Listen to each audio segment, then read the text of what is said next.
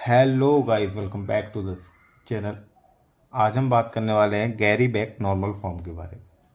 ये जो है सी एफ जी की दो नॉर्मल फॉर्म होती हैं, Chomsky normal form and Greibach normal form. तो चॉमस्की नॉर्मल फॉर्म को हमने इससे पहले वाली वीडियो में डिस्कस किया है। आज हम डिस्कस करने वाले हैं गैरी बेक नॉर्मल फॉर्म के बारे में। तो ये थोड़ा मे भी आपको टफ लग सकता है, लेकिन बहुत इंपॉर्टेंट टॉपिक है और पेशेंस के साथ आपको पढ़ना है। हालांकि ये पूरा सब्जेक्ट ही थोड़ा सा टफ है। इंजीनियरिंग में टफ सब्जेक्टों में से एक सब्जेक्ट है ये टफल, ठीक। तो लेकिन अगर आप रेगुलर वीडियोस को देखेंगे और रेगुलर अपने मतलब काम को कंप्लीट करते रहेंगे, इसमें जो भी करना है ये प्रैक्टिस मांगता है और आपको प्रैक्टिस के अकॉर्डिंग करने हैं सारे क्वेश्चन, देन यू पास। आइए जीएनएफ के बारे में बात करते हैं। A grammar is in GNF form every production of grammar will like. मतलब कि जितने भी ग्रामर के प्रोडक्शन होंगे, अगर वो जीएनएफ फॉर्मेट में होंगे तो वो इस फॉर्मेट में होंगे। ए क्या है यहाँ पे? नॉन टर्मिनल है ना। जो नॉन टर्मिनल है या स्टार्टिंग सिंबल ऑफ ग्रामर कुछ भी कह सकते हैं आप, नॉन टर्मिनल ड्राइव किसी टर्मिनल पे और एक alpha. Alpha is a collection of non terminal. Alpha जो होगा वो क्या होगा? कलेक्शन ऑफ नॉन टर्मिनल होगा, ठीक। एग्जाम्पल के लिए, that is a format of GNF, that is also a format of GNF, that is also a format of GNF, but it is not a format of GNF। क्यों? क्योंकि terminal है कोई दिक्कत नहीं, नॉन टर्मिनल है कोई दिक्कत नहीं, लेकिन जस्ट इस नॉन टर्मिनल को एक टर्मिनल ने फॉलो कर लिया और ये हमारा GNF का फॉर्मेट नहीं है, ठीक। तो ये सारी बातें ध्यान रखनी है आपको कि सिर्फ इस प्रकार का फॉर्मेट ही जीएनएफ हो सकता है। तो आपको ये पता चल गया कि जीएनएफ का फॉर्मेट होता क्या है, ठीक। जीएनएफ की फुल फॉर्म है गैरी बेक नॉर्मल फॉर्म, ठीक। अब आगे देखते हैं कि इसको कैसे सीएफजी को जीएनएफ में कन्वर्ट करना होता है। If null is a part of a language, तो हम इसे रिमूव नहीं कर सकते। अगर नल लैंग्वेज का पार्ट नहीं है, ठीक, जस्ट ये आपने लेफ्ट रिकर्सन या कुछ और कोई भी प्रोसीजर अप्लाई करके अगर नल आ रहा है तो जस्ट आप उसे इजीली रिमूव कर सकते हैं। अगर वो लैंग्वेज का पार्ट है तो आप उसे इजीली रिमूव नहीं कर सकते, ठीक। इस पॉइंट में सिर्फ ये बोला गया है। आगे से आपको देखना है कि if a grammar having directly या लेफ्ट रिकर्सिवली, ठीक, then remove it before convert. यानी कि जैसे कि आपकी ग्रामर कुछ इस प्रकार है, ठीक। क्या ये डायरेक्टली क्या लेफ्ट रिकर्जन हो गया यहाँ पे? तो आपको सबसे पहले इसे रिमूव करना पड़ेगा, ठीक। लेफ्ट रिकर्जन कैसे रिमूव करते हैं ये आपको प्रीवियस वीडियो में बताया गया है इससे पहले, ठीक। If grammar having indirectly left recursion, यदि आपके ग्रामर में एक तो होता है डायरेक्टली लेफ्ट रिकर्जन, एक होता है इनडायरेक्टली लेफ्ट रिकर्जन। अब इनडायरेक्टली लेफ्ट रिकर्जन क्या होता है? जैसे कि एस ड्राइव ऑन ए कुछ इस तरीके से, ठीक। फिर ए ड्राइव हो रहा हो दोबारा से स्टार्टिंग सिंबल के साथ, तो जब इसको इससे रिप्लेस करेंगे तो मीन्स क्या, ये इसको इनडायरेक्टली क्या करेगा? फिर रिकर्सन क्रिएट हो जाएगा, ठीक। वो होता है indirectly. If grammar having indirectly left recursion, then we change all existing non terminal by a new non terminal. यानी कि अगर इनडायरेक्टली लेफ्ट रिकर्सन आपकी ग्रामर में पाया जाता है तो वहां पर जो एग्जिस्टिंग नॉन टर्मिनल हैं उनको नए नॉन टर्मिनल के साथ रिप्लेस कर दिया जाएगा, ठीक। जैसे A1 A2 A3 एग्जिस्टिंग है, after that we convert grammar A1 A2 A3। ऐसे हम इनको क्या कन्वर्ट कर देंगे या रिप्लेस कर देंगे इनसे, ठीक। We will start a production that have form like AI AJ। AI था ना, उसको AJ में कन्वर्ट कर दिया। Where I should be a greater than zero. I क्या है? हमेशा जीरो से बड़ा होना चाहिए। Then we try to convert the remove left recursion from the given grammar. यानी कि उसके बाद क्या करेंगे? हम लेफ्ट रिकर्जन को रिमूव करेंगे और लेफ्ट रिकर्जन को रिमूव करना हमें इजीली आता है, हमने इससे पहले की वीडियो में देख रखा है, ठीक। Convert the following in GNF। Convert the following in GNF S, it means ये तो अपने राइट फॉर्मेट में है, इनसे कोई दिक्कत नहीं, लेकिन ये दोनों जो क्या आपके जीएनएफ फॉर्मेट में नहीं है। और ये इनडायरेक्टली लेफ्ट रिकर्जन भी है। इनडायरेक्टली कैसे है, ए ड्राइव हो रहा है डबल एस, मतलब स्टैटिक एस एस, इसको अगर इसे रिप्ले करेंगे इट मीन्स कुछ इस तरीके से ए की वैल्यू रखते हैं हम यहाँ, ठीक। तो क्या ये इनडायरेक्टली इसने लेफ्ट रिकर्जन यहाँ क्रिएट कर दिया। तो आगे पूरा देखते हैं इसके प्रोसीजर पूरा बता देते हैं।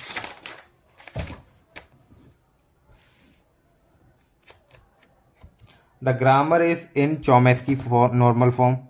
ग्रामर क्या है आपकी, चौमेस्की नॉर्मल फॉर्म में। चौमेस्की नॉर्मल फॉर्म क्या थी, चौमेस्की नॉर्मल फॉर्म आपकी ये हुआ करती थी। तो ग्रामर ऑलरेडी आपकी चौमेस्की फॉर्म में, ठीक। अब इसमें एक इनडायरेक्टली लेफ्ट रिकर्जन था, वो बनाया हमने यहाँ पे, ठीक। Now we can replace non terminal S by A one and A by A two, यानी कि जो एस नामक नॉन टर्मिनल है उसको हमने ए वन से रिप्लेस किया और ए है उसको ए टू से रिप्लेस किया। तो S A one A two A two A one B, ठीक। इनको दो यूनिक नंबर दे दिए, इक्वेशन 1 एंड 2। यहाँ तक आपको इजीली समझ में आ रहा होगा, ठीक। We will start equation 2 because here index value I is 2, यानी कि ऐसी हमने कंडीशन बताई थी कि उस इक्वेशन को लेंगे जहाँ पे I is greater than J होगा। तो यहाँ पर ये भैया I is greater than J उठा लिया इसको, ठीक। A two dash to A one यानी कि जो डेरिवेट हो रहा है इससे बी, इक्वेशन इसको नई इक्वेशन यूनिक नंबर दे दिए 3। अब 3 इक्वेशन में ए वन की वैल्यू को पुट कर दिया, एक फॉर्मेट बनाने की तैयारी कर रहे हैं अभी हम, तो उसकी वजह से हमने पुट कर दिया, ठीक। यहाँ पे इक्वेशन नंबर 3 में ए वन की वैल्यू को, ए वन की वैल्यू कहाँ है, इक्वेशन नंबर 1 में डिफाइन है, A two A one A one, A कहाँ से आया, उसका पार्ट था ए वन का, इसीलिए साथ में सेड और बी, ठीक। अभी तक कुछ नहीं किया है, इजीली ए वन की वैल्यू को यहाँ पे पुट किया है। अब आप देख रहे होंगे ये इनडायरेक्टली लेफ्ट रिकर्जन आ रहा था, उसके लिए काम किया है कि यहाँ पे लेफ्ट रिकर्जन आ गया। अब लेफ्ट रिकर्जन का जो फॉर्मेट होता है वो क्या होता है, A drive on A alpha beta, that is your A, that is your alpha and that is your beta, ठीक। जब इसको सॉल्व करते हैं तो क्या करते हैं, बीटा ए डैश और ए डैश इक्वल्स टू अल्फा नल, ठीक। ये लेफ्ट रिकर्जन को सॉल्व करने का फॉर्मूला है। यहाँ पे लेफ्ट रिकर्जन क्रिएट हुआ, लेफ्ट रिकर्जन के ये सॉल्यूशन है, इसका एक जनरल सॉल्यूशन भी होता है लेकिन उसे अभी यहाँ डिस्कस करने का कोई। देन बीटा की वैल्यू क्या है आपकी, ए वन बी, ठीक, और ए डैश, यही तो है ना, इसको ही तो ए टू डैश, ठीक। देन ए टू डैश क्या कंटेन करेगा, अल्फा, अल्फा क्या है, ए टू ए वन और ए वन डैश यानी कि ए टू डैश और लास्ट में नल, ठीक। यही तो फॉर्मेट है, यही आपके फॉर्मूले में लिखा हुआ है हमने। अब क्या है, इससे दो नई इक्वेशन बन गई, जो दो नई इक्वेशन बनी उनको दो नए number they they, equation number 5 and equation number 6। Again दोबारा से वही नल आ गया और चौमेस्की में हम क्या करते थे, सबसे पहले नल प्रोडक्शन को रिमूव करते थे, सबसे पहले नल प्रोडक्शन को रिमूव करते थे, ठीक। अब नल प्रोडक्शन रिमूव करना पड़ेगा, आइए सबसे पहले नल प्रोडक्शन रिमूव कर लें इसमें से, जब आगे बात करेंगे। तो नल प्रोडक्शन जब रिमूव किया आपने देखा कि ए टू डैश में ही तो नल आ रहा है, तो इसमें ए टू डैश कहाँ का आ रहा है, यहाँ पे आ रहा है कुछ प्रकार इस प्रकार से है ना, A two A one A two dash. अब आपको क्लियरली दिखाई दे रहा होगा, A two A one A two dash की वैल्यू नल, आपको क्या मिला, ए टू ए वन। तो हम क्या है, नल को ए टू ए वन से रिप्लेस कर सकते हैं। तो इससे क्या हुआ, हमने यहाँ से अपना नल एवल जो वेरिएबल है उसको रिमूव कर दिया। अगर ये लैंग्वेज का पार्ट होता तो ये यहाँ से रिमूव नहीं होता। इससे ये क्लियर होता है कि ये लैंग्वेज का पार्ट नहीं है, तो हम इसको इजीली यहाँ से रिमूव कर दिए, ठीक।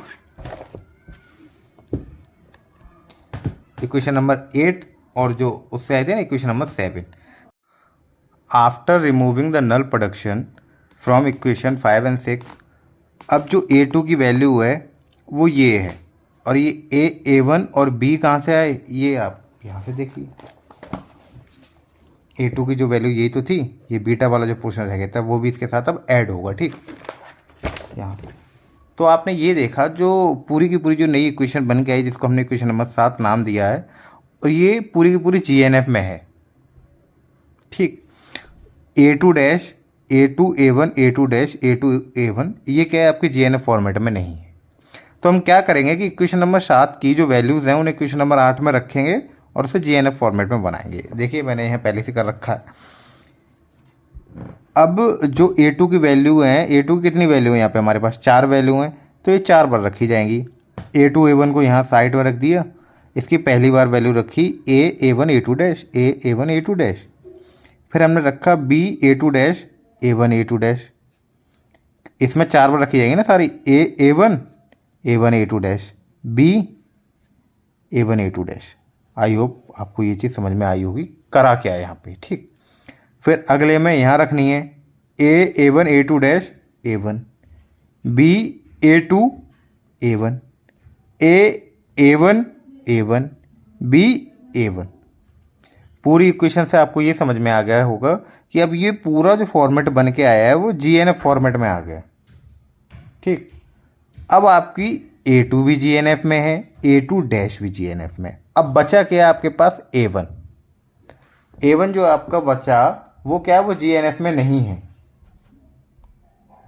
ठीक। अब वो GNF में नहीं है तो हमने क्या करा, क्या है, जो इक्वेशन नंबर 7 की जितनी भी वैल्यूज़ हैं A2 की, वो सारी इक्वेशन नंबर 1 में रखते हैं। इक्वेशन नंबर 1 क्या थी हमारी, इक्वेशन नंबर 1 थी ये A1 dash to A2 A2 A, क्या थी, A1 dash to A2 A2 A। इस A2 की कितनी वैल्यूज हैं, 4, तो 4 बार पुट करेंगे